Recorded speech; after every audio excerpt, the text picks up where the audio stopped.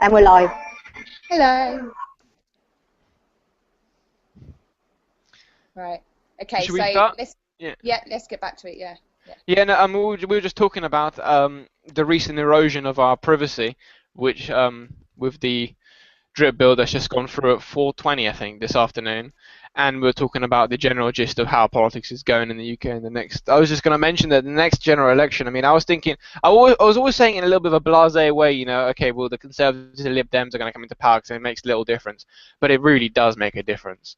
I mean, from what you've seen with the idea that they want to distance us from the from the European Court of Human Rights, which is the only thing that is actually protecting us technically from the removal of any rights in Britain, because let's not forget, we don't have a constitution, so we have no legitimate rights. It's not like in America, for example, where you can waive a Fifth Amendment, for example, at a policeman and have your rights read out to you and so forth. We don't have any rights in this country. There is no document that the government can't touch without a significant majority. They can change anything, and they are.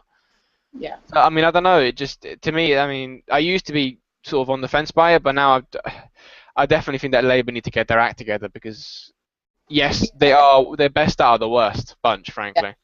Well, you've got the main top three, haven't you, that have decided to do what they're doing, but out of the three of them, Tories are definitely the tyrants and less for the people. They've destroyed this country. They've destroyed the rights of. They've already destroyed the rights of people with disabilities and people on lower wages and things like that. They've put people out on the streets. They've starved people. There's people committing suicide. I know that happened before, but at such a mass rate, they won't even release the Freedom of Information Act on the statistics of this year of how many people have died due to having their benefits cut. But in between 2011 and 2012. I think it was, I can't remember, it was thousands. It was thousands. But I mean, it's ridiculous. And even today, for example, this morning about the Human Rights Court, this afternoon with the idea that now a government has complete and utter access to your anything you do digitally. So you know, to add to it all. I mean, they were doing it already when Edward Snowden released it all, but obviously now it's legal. Yeah. I don't know. It just seems very worrying. Yes. Data Information Act, where they've passed all our details onto insurance companies and other companies out of care data, yeah. Yeah. Alongside that, that is it. That's our rights gone. And we've got the net neutrality as well, haven't we? And all that coming in. We're basically losing all our rights bit by bit, step by step. But this is the daddy, really, isn't it?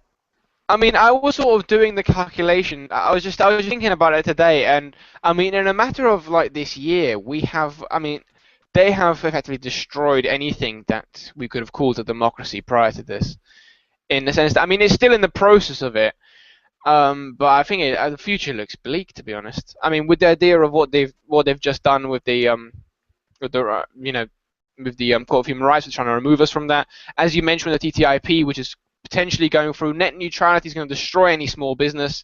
I mean, I know we can't afford it. We ShoutoutUK, we can't afford the rates. I'm sure any sort of social action group can't afford it. Most charities won't be able to afford it, unless obviously the massive catch-all charities which make millions anyway, potentially will be able to afford it. But I mean, it's ridiculous that something like the internet needs to be segregated like this, and it is segregation. It's, you know, people that can't afford it, people that can afford it. It's from poor to rich. They're treating people like but we are now a statistic. That is all we are. We are a number.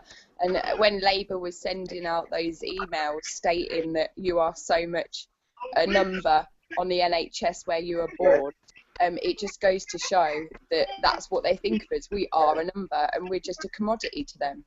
And if that commodity gets in the way, they obviously now have all our details so they can deal with that swiftly and promptly. I'm not surprised we're heading towards almost like a minority report kind of era. It's creepy. It's really creepy. I mean, you go on.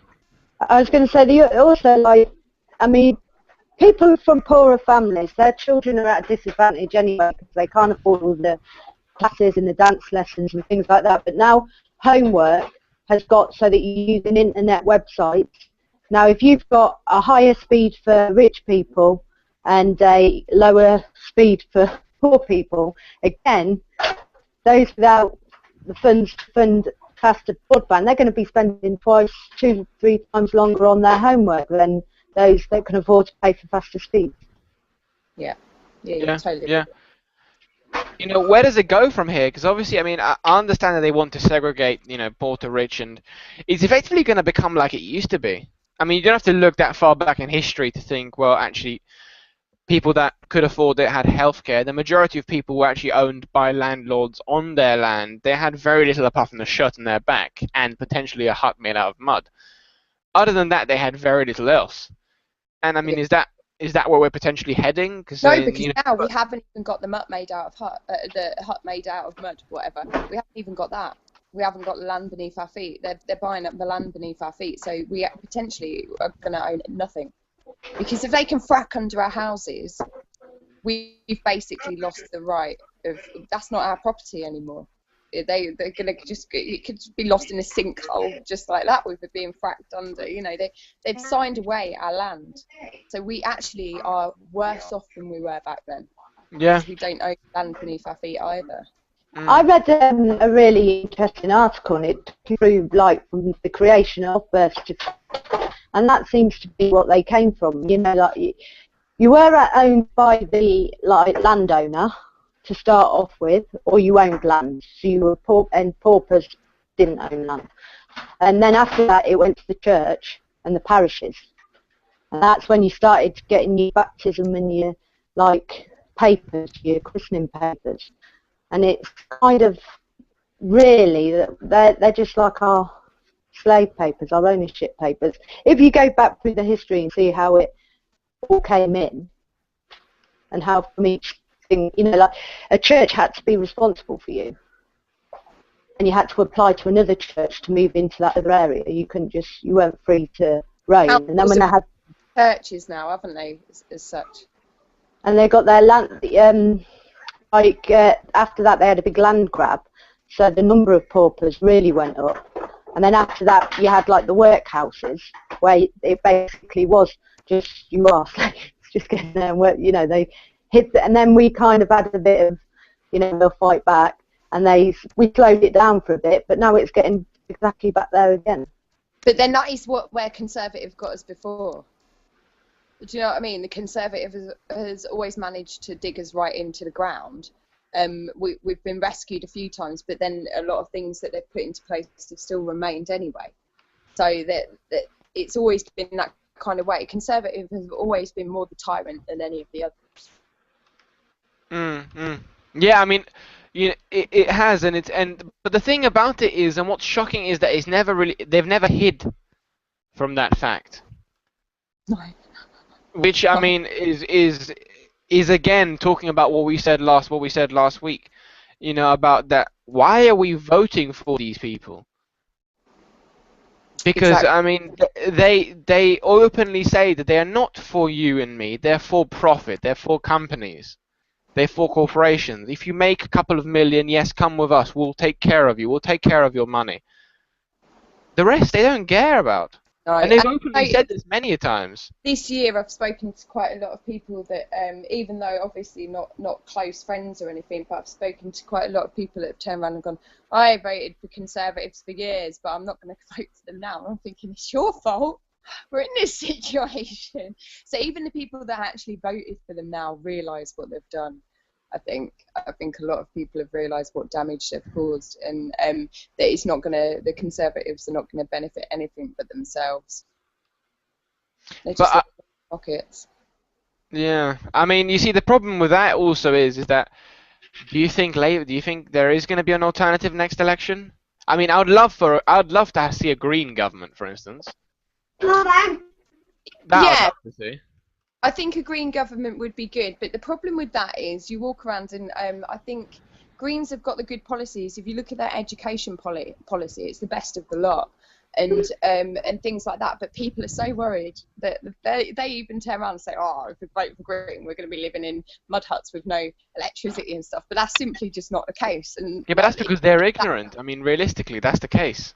So they haven't read any of their policies. Green Party. They want to do what everybody wants. They want to renationalise rail. They want to renationalise the energy companies.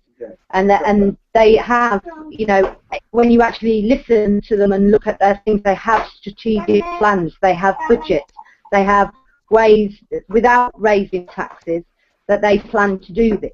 It's not like just a harebrained scheme. They have good research into it, and they're not just, you know, we'd all like to say we'd like to do things that we can't, but I think that alone, how many people do you hear say, renationalise the rail service, renationalise the energy, stop the high prices? Because for me to go to Peterborough, it's like 80 quid on the train. Yeah, and you've got the People's they support they supported this People's Assembly strikes, the demos, and they're also in solidarity and support this Gaza, Free Palestine thing, which is the only party that I can see supporting it at the minute. So maybe they're more bordering on activism than we give them credit. Green Party always did have a lot of activists in it. Yeah, it does. Yeah. I mean, they did. Well, they still do. I mean, I know, what's her name? Their leader, actually. Didn't she get arrested quite recently? In a fracking demonstration. I can't, was it Caroline Lucas? Yeah. Yeah. They got a lot of stick because in Brighton, where she's MP for, I think, they had an issue with the and they had a strike, and the Green Party wouldn't honour the strike. Green Party was what, sorry? Sorry, I think she's running away. Alright, sorry, go on. They had a strike with the council, but Green Party broke the strike, and that lost them a lot of credibility. So Caroline Lucas didn't, but the other members of the Green did. I think. I don't know that much about it, but I've been out with the Greens and heard enough people shouting at them.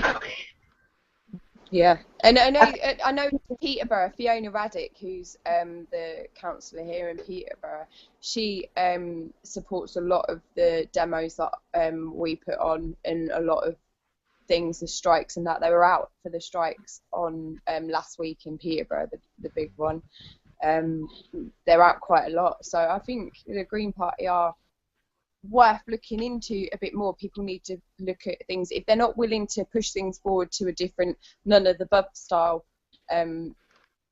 way, then that's the only other sort of alternative, isn't it, to vote for one that's already on there? So you're either not or you do, rather than vote for the other kind. If the vote goes too split, that's when the problems come. If the vote gets too split, that's when the problem comes. Yeah, because then you can get, I mean, MPs, for example, I know my MP constituent, for example, got in with only 20 or 30% of the vote. You know, something ridiculous like that. Yeah. Which, I mean, is very, very the small. It's not. Hello? Hello? I can hear you. Can you hear No, us? go on. Yeah, I can hear you. You were saying? What, me? All it was saying, the voting system's naff. That's all I was saying. Oh yeah, couldn't agree with you more. Could not agree with you more. I mean, frankly, I think it's ridiculous, our voting system. I mean, I think we were talking about it last week as well. My vote, for example, only counts for about a quarter of the vote on an average in the UK. My vote's only about a quarter as powerful as anybody else's, simply because I live in a solid Labour ward. And what alternatives do we have, though? This is the thing. What alternatives do we have? How do you see, I don't know. I mean, I don't believe that, in the sense that, I mean, we do have alternatives. There are alternatives out there. We just don't choose to see them as alternatives. Because, I mean, for example, you've got, I mean, just to throw some of my names out there, I mean, you've got the Green Party, which is an alternative. Mm-hmm. You know, it's been there for a while, and it is gaining traction. It's not like it's never been in government before, because it does run councils. It has an MP, so it's not irrelevant. So there is that, of course. And then there is, for example, the Pirate Party, which stands for, it stands for internet freedom and all that kind of stuff. Yeah. So, I mean, there are parties out there that are actually doing things. There's also the Your Vote Party, which stands for a more directly democratic, you know, politics and so forth. So there are parties out there. So I don't think there are. I think we're just too narrow-minded. Do you think there's a party out there that would be willing to see the fact that we feel that the system is broken, so once they're in power, that they are happy to change the voting system? I would say there are definitely parties that want to. Any party that is not a major party, I mean, all of them, even the Lib Dems, would want to change the voting system. I would think, because they're all getting penalised for it. Huh? Don't think we'll be voting for them again. Yeah, no, but I'm saying that all parties, except for Labour and the Conservatives, want to change the voting system. I mean, the Lib Dems, for example, had a chance to do it and then just buggered that up massively. The only trouble is that will we ever get a chance to change the voting system again? Probably not. Not in any recent time, anyway. I mean, that was depressing. That was a depressing campaign. Yeah. The only problem is that austerity has gotten to a point now where people are actually angry, really angry. Are the politicians going to push it to a point where people start doing random things like going for the Magna Carta or attempting the, you know, I've seen it online. There are people that want revolution, you know, this kind of thing. Is this going to push people beyond a point, do you think, where it's going to cause issues? The problem with Magna Carta and things like that is... I don't even say the issues, it's like, I'm not going to say the issues. Go on. The problem with like the Magna Carta and things like that is that you're trying to in their courts, in their system that they write rules, and they've basically said they don't listen to the Magna Carta anymore, so I can't really see that how you change it. Well, I mean, what was interesting, I was actually speaking to a common law lawyer the other day, and what's very interesting is that in Britain we have two types of law almost. And all the laws that we have developed at the moment, like all the laws that parliaments have recently set up, they are all illegal, actually, according to common law. Legislative law or something, isn't it? You've got two laws. You've got criminal law, which is you have to have a victim. You have to have harmed somebody. And then you've got legislation and legal, which is like all corporate. You'd be dealt with them more in your county courts and things like that. You'd be fined rather than actual prison sentences. Yeah. Because corporate law, really. Corporate law. Yeah, because I remember speaking to them, and under common law, for instance, you have the right not to pay tax unless we are at war, for instance. So there are no tax. The government can't levy taxes unless we are at war. The only trouble is that at some point in history, somewhere, some king decided, well, actually, hold on, the people are still paying. Let's just not tell them anything, and then we just carried on paying tax. And what's interesting is, I mean, tax is all right if it goes towards, you know, social issues or the NHS, and you know, everybody's happy to pay tax when it comes to that. But not when you're bombing people in various other countries that can't defend themselves. Then it starts to be, well, I don't want to spend my money on that. Because in the end, it is my money that I'm giving to you to trust you to spend it in a wise way. If you're going to spend it on rubbish and spend it just because you want a bigger gun or because you want to pay for free nuclear submarines to circle our islands, with the nukes not even being owned by us but being owned by the US, well then you start to question, well, why am I paying for this? Wouldn't I rather have the money saved up for a rainy day to feed my family as opposed to it being spent on nuclear weapons which aren't even ours? Yeah, and there's going to be a rise in people that are going to refuse to fund this any much longer. There was a rise in people that refused to fund the TV license because we're the only country that is forced by prisonable offence, which it was at one point, to pay for our media. But again, it all comes down to people just doing their jobs, because if you ring the tax office and you ask them to show them the law that says you have to pay tax, they cannot do it. Now, the people on the phone will say to you, you have to pay it, it's the law, right? But they cannot back up what they say on the phone. But because they've been told, they just parrot it all the time. It's the law, it's the law. But if you push them they cannot produce a single law that says we have to pay taxes. You research it, you try and find one. They'll still stick us in prison. There is no law. No. You'll never win on that. You get to court, you'll never win. But the point is that what you got to realize is that what we're living under, I mean, we call it a democracy, whatever you want, but a democracy is supposed to be ruled by the people, ruled by common knowledge of what we accept the law to be. I don't accept the law to be this, whatever the hell you call this. I accept the law to be the statutes that we're actually supposed to be living under. So it's all about, you can't call yourself a democracy if the people don't agree with the government in regards to what the law is, because the law isn't that. I mean, the government itself is making itself illegal in the sense that, because, I mean, for example, another simple example is parking fines. Yeah, totally You're allowed to travel and park wherever you want. If you put a sticker on your car saying that you're traveling, you don't have to pay taxes. You don't have to pay parking tickets. Now that you can actually get away with, because councils can't be bothered to carry on and push it. In fact, we spoke to this common law lawyer who shall remain nameless, and he actually does this on a regular basis, and hasn't paid a parking ticket in I think he said about 30 odd years. About 6 now. About 6. I don't pay them. Instantly now. As soon as I find a law, I tried it with the bailiffs, with the council tax. Didn't work, guys. It didn't work. It fucked me up. But it was worth a shot to see how it went. I haven't paid my TV license for well over a year. And parking fines, no, you don't need to pay them. As long as you can download it off of Get Out Debt Free. You can get it off their page. You can get it off of Common Law. Is it Citizens Guard as well? You can get it off of Citizens Guard. You can get it off Free Man of the Land. Yeah, if you deal with it properly, the bailiffs properly, you can actually get away with it. But I left mine too late before I did the exact steps that I mean, you're a lot better off with debt that's from buying stuff than you are with council tax. Yeah. Council tax is for you. You have to fight that one, and you have to know that you're testing the waters. I lost. I mean, with those things, you just gotta be careful, because I mean, the thing you gotta realize is that, I mean, it's not. I don't know. I mean, that's the thing about sensationalizing as well our society, in the sense that two things. One, I mean, the law. What is the law? I mean, the law isn't something that has been put upon this by some almighty power.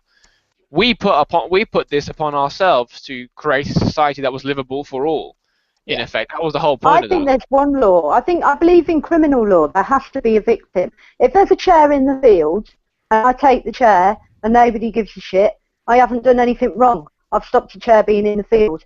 If that was somebody's chair and I've taken it from them, I have done something wrong and I should give it back, because there is somebody at a loss. I think that is the only law where you have harmed somebody, where you have done something to cause harm. A nature kind of law should be brought in above any, like a natural law. If you want to destroy the environment, you put all those frackers in prison. Do you know what I mean? And all these horrible little politicians that keep doing things to the country, and what's that thing they do under the sea that's damaging all the sea life and things like that? Geo-mapping or something. Some kind of thing. They're killing our wildlife. They're killing off our nature. They chop off the tops of mountains. Have you seen that? Mountaintop mining, where they chop off the top of the mountain. That's disgusting. Yeah, they should be put in prison for that, for a natural law.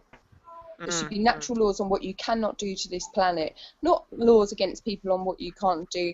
The stupid laws that they've got in here, like I think there's one where one country it's got to a point, I can't remember where it is, they've banned silly string because somebody was going around silly stringing all the CCTV cameras. So they banned silly string.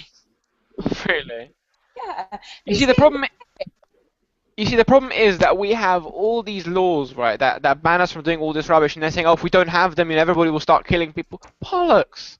I'm sorry, but I'm not gonna get suddenly if all the laws were cancelled and start shooting people. It's just not. I'm sorry, but I don't know what the government thinks, but it's just not personally in my nature. If laws worked, there would not be prisons. There would not be prisons. If law worked, there wouldn't be prisons because you wouldn't have criminals. Obviously, criminals don't give a shit about the law. shut down their prisons. Who doesn't have a prison? I can't remember who it is. There's a country that has no prison. They're shutting their last prison because there's just no one to put in it. I think it's Sweden, Switzerland or somewhere. They were shipping them in. I think so. I can't remember. They were shipping prisoners in. They actually have no prison because they've got no criminals to put in prison because there's no prisonable offences. But does that mean that it's just like literally death penalty for somebody that kills someone? They must have murderers. No, I don't. They obviously have some prisons. They just don't need all the big ones open anymore. I mean, think about it this way. I mean, if you think about the amount of people that are in jail at the moment, you know, there is a very, very small minority that are in there for the reasons that they should be in there. You know, murder, or rape, or I don't know, paedophilia. Although most paedophiles are rich and they tend not to go to jail, but you know, those kind of people should be in there. But they are a minority. To the point where when they get discovered, they are plastered all over the news. So they can't. I mean, there are not that many of them. You know, all these statistics about, you know, every 1 second, you know, someone in Britain dies. I mean, I don't believe that is true. I'm more worried about. I believe from the bottom of my heart that the criminal system in this country is purely class-driven. Purely class-driven in this country. I couldn't agree with you more in the sense that, I mean, it's not in the sense that it's. Most people that are in prison are either for relation to drugs, which is questionable if they should be in prison or not in the first place. Secondly, because they are homeless and they have to steal something to live, to survive. Yeah. Or people that are so poor that prison life seems to be better for them because they have no alternative. And a lot or of the because time, they couldn't pay companies. When you've got violence, a lot of the time it is caused by these class issues. A lot of the violence is caused by the class issues. You've got neighbours squabbling with each other because of silly little laws that didn't need to exist. I think a lot more people would get on if there wasn't so many silly little laws. I get reported daily by someone in my street for my bin being out a day later than it should do. If I wasn't such a compassionate person, I can imagine how much that would wind you up. But if that law wasn't in place at first, that wouldn't happen. I don't think... Laws don't stop you doing something. No. You stop you doing something. You know, if you're going to do it, you're going to do it regardless of the law. Yeah, exactly, yeah. And I just don't think that most people want to live peaceful, happy lives. They don't want bitchiness and death and destruction all around them. So I don't think that just because the law went, that everybody would be rushing out killing everybody. No, exactly. I mean, your gran's going to turn into a psychopath just because the law's changed. You had that law that they're now thinking about banning loom bans. And we put a post up on Wave of Action as if to say, this is a nanny state. This is now the government telling us you can't look after your children properly. All right, there's a few silly people out there who did probably make a mistake that they possibly regret. But I'm not going to sit there and let my child play with a loom band if I find it dangerous on their own. You participate with them, you guide them, you look after them. But these laws banning them, what we're going to do? Ban paper clips, staplers, rubber bands? Oh yeah, no, you ban can't have any of that. There's a possible hazard. But they're basically taking parental responsibility from the parent, so that now the parent feels that we can't look after our kids, we can't look after ourselves. Yeah, we can. But what if the toy was dangerous? But what if the toy was dangerous? But what if the toy was dangerous? What if the toy had toxic dye in it? Yeah, but they did. Next was creating tops and baby. That's why they have to. I mean, I agree that this reason was stupid, but they do have to keep an eye on it. I mean, I brought a rattle when my kid was little, and the head fell off, and there was a right spike in it. They have to keep an eye on it, but they can't ban it just because it's dangerous in the form of a rubber band. If a kid's gonna that one thing is different, but I'm just saying that you're saying that they nannying to a certain extent. They have to make sure that toys do meet a certain safety standard. That live-stick bands they've been selling. They're creating a society where we're going to be eating off plastic plates with plastic knives and forks because we're not able to not stab ourselves in the gob ourselves. You know what I mean? They're like getting to the point where they're like, we don't trust you and we're going to make you not trust you neither. So now you're just so dependent on us, you just can't live without us. And I think that's what they're creating. They're creating state where we depend on them so much, we're actually worried that we can't be responsible and come in and we'll take your kids. Those loom things, though, they've been selling fucking tiny elastic bands for years. I haven't heard of any. Yeah, I haven't heard of any deaths by elastic band yet. No, I have to admit, before the age of 5, I was a nose sticker upper and a swallower. I happened to swallow a fair amount of small items, but that is the type of child you are, and that is down to the parent to be responsible for that. I don't think that's down to the government, I believe. No, but they do. I'm just saying, like, playing devil's advocate, that they do have to check the standards to a certain extent. Yeah, they do. Like I say, them elastic bands, they have been set. I mean, braiding hair has been a big thing for a long time for girls. Yeah. You've not really, and it's the same thing, isn't it? Yeah, exactly. I mean, all that loom band's done is put the price of tiny elastic bands up. Yeah. You used to buy hundreds for £1 now. How much are they? Yeah, I know. Yeah, they're expensive now, aren't they? They're sort of more expensive. But anything popular turns into something expensive. Yeah. They just boost the price straight away as soon as kids get involved in it. That's mum chat.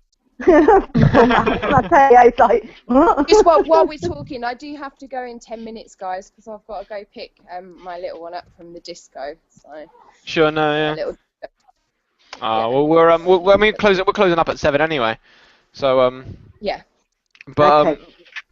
yeah, no, I mean, you know, going back to your idea about that mummy state, I think it's so true. I think it's the point where everything is too harmful for us. No, we got to stop our people from doing that, this, and the other because they can't do it themselves.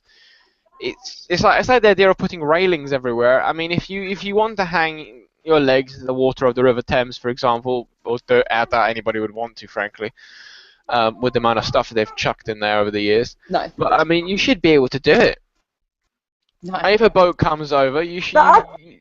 Yeah. You know, it's a silly example, but I mean, it's something as small as that. You know, where you can't do that. Yep. It's a smoke screen, though, isn't it?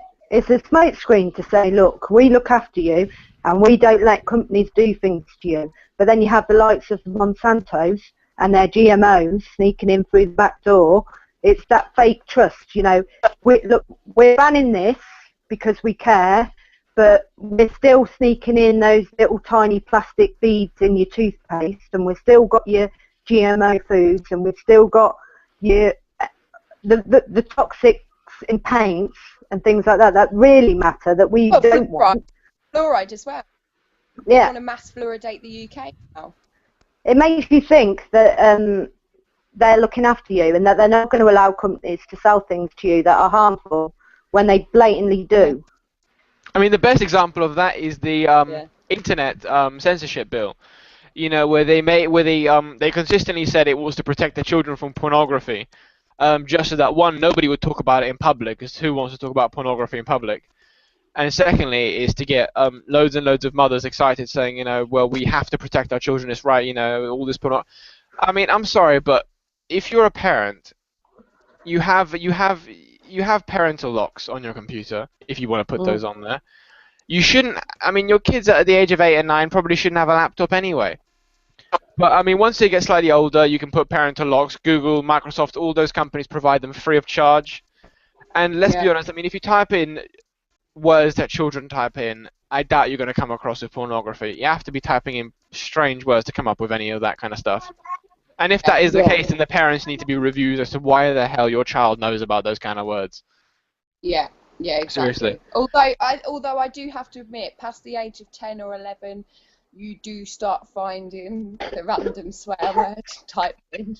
It is kind of a natural course, but that's not till they're like 10, 11, kind of going. But then again, if you but nowadays, the natural development of children is all like like if a child was to play doctors and nurses nowadays, and it was a boy and girl, the boy would be on sexual harassment charges or attempted sexual assault, whereas, you know, like, that's how kids played and learned. Yeah, I mean, the thing about it is that, again, it's like you said, you know, that's the way children learn. But the point is that the children weren't even thinking like that anyway in the first place. Realistically, they had. It's only when the parents then got involved, and it's actually the sick mind of the adult that then comes involved and says, "Oh, the children are probably thinking." No, they're not. It's only until you put it in their head that then they start to think these sick things. At that age, it's only when you try to explain it and say, "Oh, you shouldn't do that because of this and this," and then they say, "Oh, right," and then they start to evolve in a strange way because then your own mind starts to influence this child when actually they were playing. The politicians, I think, really care sense of what children see on the internet now as it is, because all they need to do is step into certain care homes and look at what's happened in the UK with paedophilia and child abuse now to see that who the real monsters really are.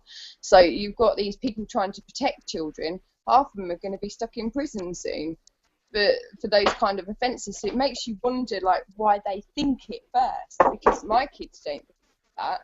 My kids wouldn't instantly go think about that's why we get those really horrible, really uncomfortable questions after they've done sex in school. That doesn't pop up till they do that. All right, it does in kiddie language in their conversation, but you're looking at like 10 or 11. It's not. If it weren't for intervention of schools, then I think, or parents or other people, then kids wouldn't even have that on their brain, not even for a second. I think social services are horrendous for it. I've got my social services report from when I was in care, and I went through it, and like there was one children's home where we used to cuddle and we used to tickle each other's back. Now they were like, oh, we was all sexual and this, that and the other. It wasn't. We were children that had absolutely no love from anyone. We sought that love from each other, and we'd cuddle up and we'd stroke each other's backs as we went off to sleep, you know, like your mum would. And who hasn't gone pictures of each other's back when they were younger? It's what you do.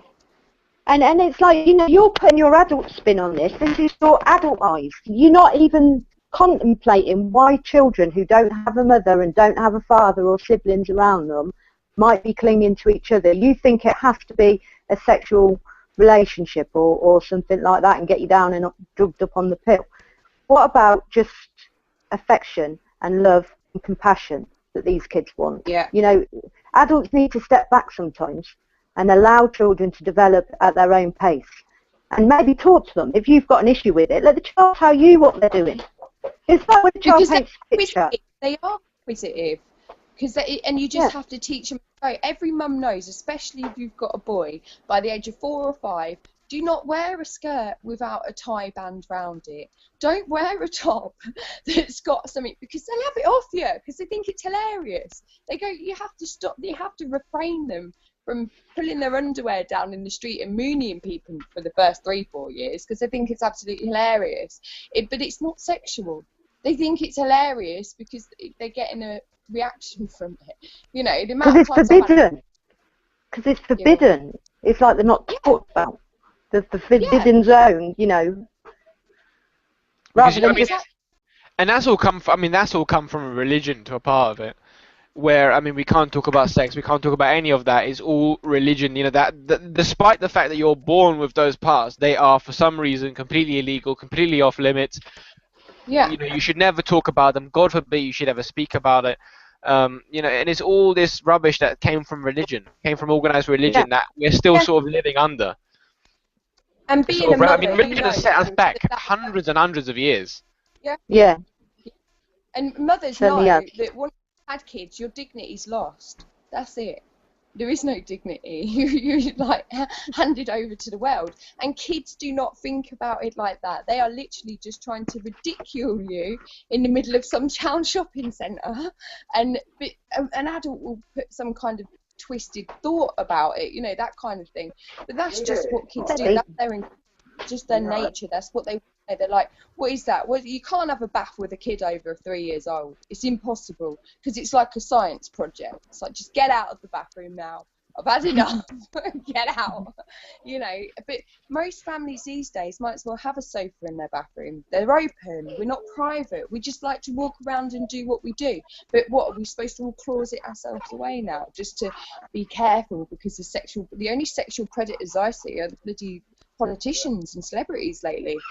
Yeah. But even with that, there seems to be, to me, quite a dangerous number of articles that are actually saying that this is okay, this is natural, this is, you know, the majority of men are paedophiles. That's what there's a course that says the majority of men are paedophile and want to have sex with children. Yeah. And there's no point in ignoring it anymore, that we might as well embrace it and deal with it. Yeah. And So, you know, that's a dangerous road to go down, because it doesn't matter. Oh, and a bit of light paedophilia is okay, apparently. A bit of That was the light. PI program, wasn't it? The that bizarre organisation that was linked with Labour. Yeah, he should be put in prison. This new I'm course. sorry, but he should. This new course, it was from a university, no, that was what they were actually teaching currently, is that most men are paedophiles, they just don't act on it. Yeah. And that come out just after like the MP things. And are you seriously going to try and make this like, oh, it's normal? The only way they're going to get away with it. I'm sick of men being demonised like that, actually, because there's some really, really good men that work with kids, really good men. And when I'm at the youth club and I see boys that don't have dads come round and see them, there is nothing better than the male role model. And you keep demonising them like that, they're not going to. They're already, men are scared to go near kids and work with kids, scared of being labelled. Yeah. Yeah. Right. I mean, the sad thing about it all is that it's just demonizing a section of society. I mean, the point is that pedophilia is, I mean, in my belief anyway, it's almost like a sickness of the mind in a way. That, I mean, it's like people. You know how you see people that are attracted to older people. Mm. You know how there are men and women that are attracted to elderly people. Yeah. It's the same sort of thing. It's just that there are people in society that live that way, that have these urges, and they need to be contained. Not because, I mean, it's a sad reality that, frankly, I mean, yes, some of them do feel that way, but I'm sorry, but children don't. There is no, children aren't sexually active, therefore they can't deal with it. They need to be protected. So pedophiles can never be accepted in society. It destroys them for life. It's not just that moment for them. It's a lifetime you take away from that child. Yeah. But in some ways, you know, I think a lot of parents are a bit flippant about the amount of paedophiles. I see kids really young walking around this estate, 4 or 5 years of age on their own. You know, and I know that growing up from experience, there are a lot of paedophiles around a housing estate. You'd probably find 10. Do you know what I mean? And I just don't think you let your kids roam free too young. You have to keep. I mean, it's a hard line to cross, because you don't want to affect their life. You don't want to affect their ability of going out, but maybe stay somewhere where you're keeping an eye on them when they're that young. And to be honest, I keep my kids in till they're, well, my daughter's now 16, and the only time she's managed to get anywhere on her own now is because she's got a job. And I still felt funny about letting her walk to the bus stop on her own and walk back on her own. And she's not damaged, and she's never had that play outside the front, play out with the hang around bus stop. Just simply not allowed. She's allowed to go places like the cinema, go swimming, go to see her friends, which I'll drop her to, whatever. But no, she's never ever had that opportunity to go play outside with other people, and none of them ever will. And it's never damaged them. I don't know what's wrong with that, but a lot of people are quite happy to let them go off and do their own thing. I suppose it's a difference of opinion, but I've never been comfortable with it myself. No, I haven't. I mean, they're allowed out. The golden rule is you go out together, you stay together. Yeah. Obviously not my younger ones, but the older ones. They're 5 years apart. Yeah, but the ASBO buggers that up, the antisocial law, because now if you're in more than a crowd of 2, you're breaking the law. So how can we we can't let them walk around in a group? Because we're breaking the law. I'm really sorry, I've got to go, guys. All right. I'll go pick her up, or she'll be standing there at the party waiting for me. All right. Okay. All right. Take care. And Take care. See you later. Bye. Bye. Bye. Bye. Bye. Yeah, so it's a hard one, that middle line. Yeah, no, I mean, it is.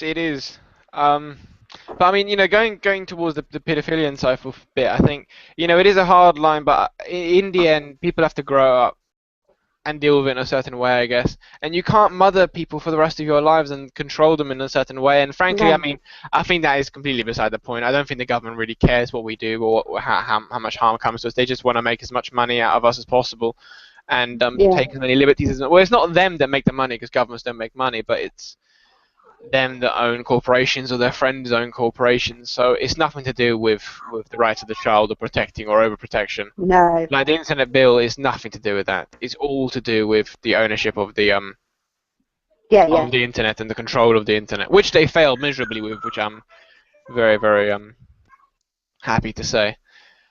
Which they did fail completely with that. Which was fascinating. I mean, I don't know if you saw, but on the actual when they actually tried to bring that in, most LGBT sites, sex ed sites, and all those things that are completely harmless and actually educational were blocked as well. Simply because the censors were set so tight that they actually blocked anything to do with sex and gender, which was gone. They blocked Childline and the NSPCC numbers things as well. Did they? People had to say what you're doing. That's ridiculous. I mean, they did not think that through at all. At all. They just did not think that. They did not think about that at all. It was just a complete, not even lapse of judgment. They knew what they were doing because they wanted to control the internet, but they just have no idea how. They just have no idea how. No, it's scary how much they want. Not just the access of free information. I mean, we've come on leaps and bounds since we've had access to all the stuff that we can access. And yeah, I think that scares them. I think that really scares them, and I think that's as much to do with it as anything, to stop our sort of stuff spreading around and finding it easy. Yeah, I mean, we have the ability to have more freedom now than we've ever had. And we are actually fighting tooth and nail for that freedom because at the moment, as you said, governments are scared because before the internet, they could control whatever was going through. They knew exactly what was going through. They had a grip on whatever they wanted, in a sense. Yeah. Because you could be. The point is that nowadays, people that are in government as well don't have a clue about the internet because they're not of this generation. No. I mean, the majority of them are quite old, quite elderly in Cypher. So again, it's not representative of the country either. But they are quite elderly in Cypher, so they don't understand what the hell the internet is, and they just see it as something, this thing that is in a danger to their business, that is damaging to the economy, that these youngsters are using to create evil mischief and take down the government, blah blah blah, etc. So they're trying to control this because they're very paranoid. They're probably as paranoid as certain activists are when it comes to spying. Yeah. It's all about I think a lot of this just leads to paranoia as well. Because realistically, companies are making so much money, they don't need more power. It's just, when is enough? How much credit do you need gathering dust in some bank that you'll never spend in a lifetime? And you're just going to keep pushing for more all the time? Yeah. I guess that's greed. And I think, internet's quite, businesses are quite seedy online, aren't they? Yeah. I don't like them. They're just like smirm up to you and a little posts all the time, and I mean, it's very, very fast, and the internet has made so much money for so many people, and now with cryptocurrency as well, I think they feel very, very worried about that because they're losing control of the basics of capitalism, which was the currency, money. Yeah. Now that's going online based. I mean, I don't know how long it's going to take for Bitcoin to get a firm grip on the market, but realistically, they're going to try as much as they can. They're going to try whatever they can to actually keep that away from the rest of the world, because they don't want that. I mean, because they haven't got a clue, because they control the current currencies apart from Bitcoin, because they have no idea how it works. Yeah. So it effectively make them lose control. I mean, the banks, for example, should be very worried, because the way they make money is by scamming individuals and betting on how countries do, if they do well or not. With Bitcoin, they do a lot of scaremongering on it, don't they? Oh God, yeah, you can't do this because it's dangerous, and you can get your money robbed, and you can get your money robbed in banks all the time. I mean, look what happened to Northern Rock; that all disappeared. Yeah. People lost all their life savings over it. Look at the Weimar Republic just before Nazi Germany. They lost all their money. Every single German there lost all of their life savings because of hyperinflation. There is Yeah. nothing from stopping us to going down the same way. You know, people No. may say, okay, we're not going to do that because the British currency is strong, blah, blah, blah. Yes, of course, for now. But if, you know, the banks and stuff suddenly decided to pick up and leave because the country's screwed up and they want to go somewhere else, they can. And that would ultimately destroy. So, I mean, money is a relative thing. I mean, you know, this currency that we have at the moment, the only difference between pound and a Bitcoin is that the pound has been around for longer. That's the only. Yeah. That's the only difference, because it's not. I mean, people may say, you know, it's physical. Well, not really, because there are more pounds in circulation now than there is actually backing it. There is nothing backing it, so it's a piece of paper effectively.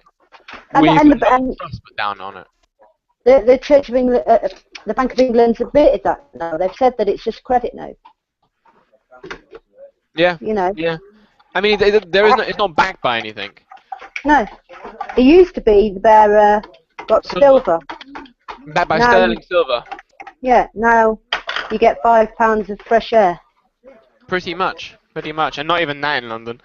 But that's another thing, like with your law, you know, we can all create that sort of money. Money is debt. When you go in and you sign your name on that mortgage, say for 200,000, you've created that 200,000. At that point, your signature's gone in there. It didn't exist before, and because you promised to pay, which is what you did, you promised to pay X amount for X amount. You created a promissory note. A promissory note is currency. You check the law. When you look up currency, you know, that is currency, and that is what a banknote is. A banknote says, I promise to pay the bearer. So your mortgage paper is a banknote. But they get you to sign a second one, which is normally predated, which it gives them the house. So at that point, you sign the first form, you own the house, but then you give it back to the bank on the second form. I wonder what would happen if you just signed the first one and didn't sign the second one. I don't know, what's invisible ink?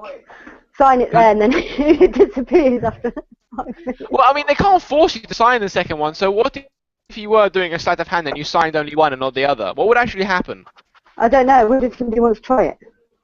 Because the second one is predated, because when you first do it, the house isn't yours, so they have to put it to a date when it will have been in your power. So if you don't sign the second one, they have no power to repossess the house. So I mean, if you want to sign the first one, you'd get the money and so forth, and you'd have created the money, as you said. And then if you didn't sign the second one, because I don't know, you just picked up the form, signed it, ran out the bank, and then ran home to your new house. I mean, what would happen then? I don't know what they did, but they wouldn't. That second one is what they use to repossess it. Yeah, if you don't pay, of course. Yeah, yeah. Because that legally means that is there. So the first one signed obviously gives you the mortgage, gives you the house, and then the second one takes it away. So, I mean, God, it'd be really interesting if anyone was to actually try that. I got more chance of a hen growing teeth than getting a mortgage. No, I mean, because it does beg I can't touch that one. Would someone actually end up getting a free house if they try that? Because you wouldn't have, because I mean, as you said, you know, the second one gives them the right to own the house. And I mean, obviously the bank, because the bank won't, you know, banks are part of the system, so they won't physically grab you and force you to sign under torture. They would have to let you leave the bank. Yeah. And therefore you'd have to then walk home to your house. You probably, feign a heart attack. Feign a heart attack. Oh, I need an ambulance. I can't sign the second form. But I mean, what I'm guessing what would probably happen is that they wouldn't release the money. Yeah. They wouldn't give you the keys, and then you'd have to take them to court. But obviously, because the courts are part of the system, they would find a way of getting out of it and the money somehow. I mean, there's been a few cases where they have, because there's another law that's little known. There's a guy on YouTube he does the White Rabbit Trust, I think, or something. What's it called? White Rabbit Trust is Simon Spaniard, and he found an old law that says that a council is liable for its citizens' debts. So he rang he rang the council and he says, you know, he's been going through these laws and that, and apparently you're liable for my debts. How do I make a claim? And they're like, oh, I don't know, you have to talk to my lawyer. So he gets in contact with the lawyer, and it's like, so not one of them said that it wasn't a law. So I mean, did he get his debts paid off? Well, he tends to go through things Huh? He tends to go through, like, he'll make a first call and then they'll arrange that, oh, we'll send you a letter out, and then he'll do the next call and the next call. And this was quite a new one that he'd started. He had quite a bit of response on his council tax. Can you show me the law that I have to pay council tax? And so he was still arguing with that one. But it's just interesting to, you know, because to me there must have been, like, when an estate like this was built, they had to build so much social housing. They had to build a community centre, and they had to build playing fields, you know, for the people that lived here. And often when you get a new Tesco's come to an area, they have to pay something into the area. So this makes me wonder if this money is supposed to go to the upkeep of the citizens, not on the furnishings, you know, not on the new fountain. Yeah. I mean, because actually, also, you know, there was a freeman role in this law about the being liable for taxes. I'll find you the video. I'll post a link with this. He found that there was a freeman role in every town, a list of freemen. So how do you get on that? I want to be freeman. a list of freemen. Yeah, the freeman roles for each town. And what would that mean if you're on this roll? What does that mean? Well, a freeman is somebody who is free, a freeman of the land. He's not owned. But does that mean that he's not under any law as well? Right, he's under like criminal law, don't harm anyone.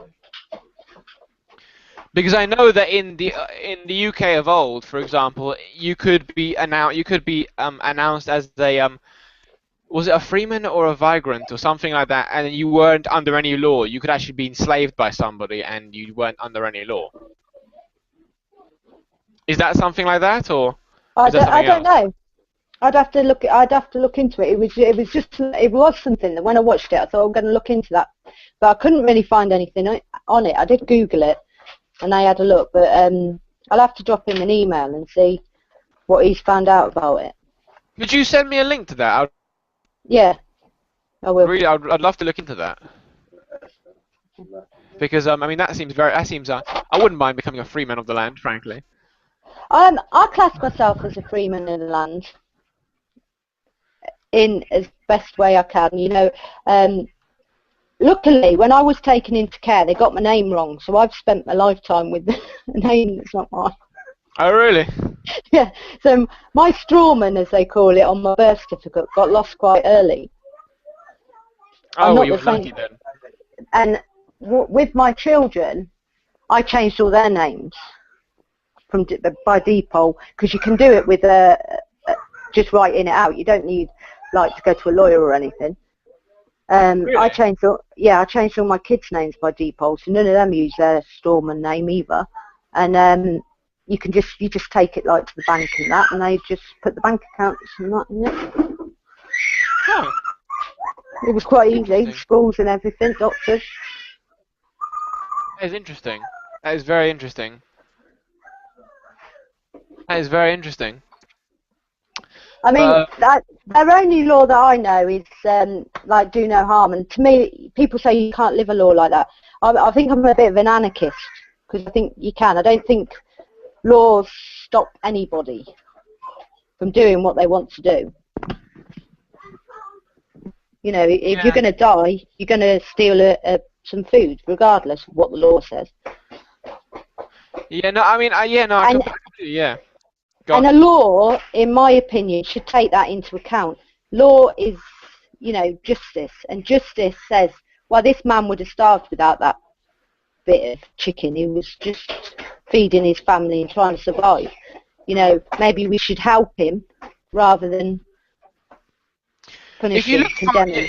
Yeah, no, I mean, if you look far back enough, you know, when lords used to govern the courts and you know, with the supervision of judges and all that. It used to be to the point where, I mean, it was exactly like that. It wasn't about which corporation had more lawyers and so. It was about looking at it from a moral point of view. You know, yes, you did steal the bread, but why? Did you feed your family? Then you're acquitted, because it's about feeding yourself. It's bigger right than that. It's not, oh well, just because you stole. It doesn't matter if the company makes 3 million turnover. If you are stealing, you should be put in jail. It's ridiculous what goes on in regards to that. That is criminal. It is, and like you say, a good system takes that into account. It looks at itself as a society and says we created that problem because you know our society has made him unable to feed himself. Because like you couldn't even go up the field and shoot yourself a rabbit or something. I mean, I'm a vegetarian, but you know you'd be done. You used to be able to go and get one for the pot, didn't you? Yeah, but I mean, you'd be poaching now. apart from obviously the king's deer. Apart from deer, of course, which would belong to the crown. But I mean, even then, I mean, it seems like the kings used to be more merciful than our government today, because at least all they kept was deer for themselves. As in now, you can't do anything. You can't shoot at anything. I mean, if you are homeless, for example, have no income, of course, if you can afford it, why not go to the shop because that's been killed anyway? But if you really can't afford it, what we're saying is that we would rather that person starve than go out and hunt the gatherer's food. That's what we're basically saying, is that we would rather the person starve than pick berries in someone else's garden or go onto private property to pick a fruit, for example, which would end up becoming rotten anyway. I don't know. I mean, I completely agree with you. I think there should only be one law. If you should be able to do whatever you want as long as you don't harm anybody. It's really, I think it should be really that simple. But listen, I got to run off. Hello?